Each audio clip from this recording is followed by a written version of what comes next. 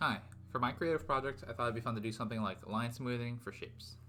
I looked at a few potential methods and algorithms for approaching this, and then I settled on an algorithm designed by George Chaikin. The idea behind the algorithm is to cut corners by selecting new control points in between vertices. Between two vertices, the control points lie at ratios of 1/4 and 3/4 in between the ends, and by taking each of these points in between the starting vertices, we can smoothen out a shape.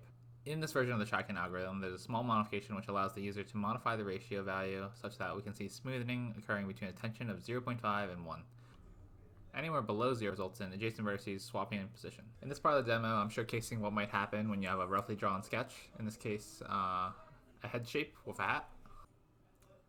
Here you can see that when I apply the Chaikin Smooth modifier, you can have a lot of the vertices seemingly disappear through the additional vertices being added in between.